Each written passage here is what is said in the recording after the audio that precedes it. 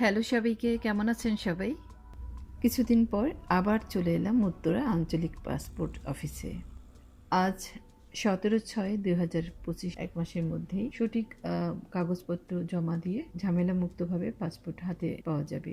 আজ এই ভিডিও করার উদ্দেশ্য ছিল পাসপোর্ট হাতে পেলে কে কেমন খুশি হয়, কিন্তু আমি খুব হাসি খুশি কাউকে পেলাম না। অফ ক্যামেরায় কয়েকজনের সঙ্গে কথা হলো, আর সেখান থেকে বুঝলাম কিছুটা ঝামেলা কাউকে কাউকে পোহাতে হচ্ছে, হয়তোবা সঠিক ডকুমেন্ট না জমা দেওয়ার কারণে। এছাড়া একজন বলছিল সে পাসপোর্ট রিনিউ করতে আসছে এবং পাসপোর্ট নিতে এসেছে, কিন্তু তার আগেও কখনো ঝামেলা হয়নি, এখনও ঝামেলা হয়নি।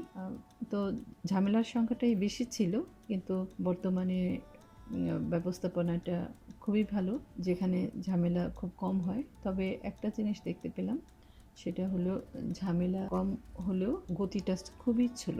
নিচতলা থেকে স্লিপ জমা দিয়ে টোকেন নিতে হবে, এরপরে দ্বিতীয় তলায় গিয়ে পাসপোর্ট বিতরণ কেন্দ্র 201 নম্বর কক্ষে, এখানে সিরিয়ালে থাকতে হবে।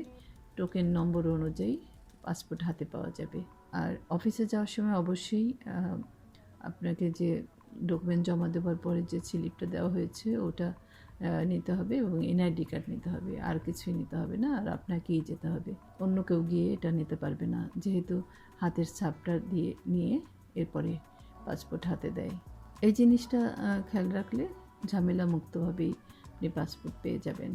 আমাদের সিরিয়াল ছিল 313। আমরা কিছুক্ষণ অপেক্ষা করলাম, এরপরেই হাতে পেয়ে গেলাম পাসপোর্ট।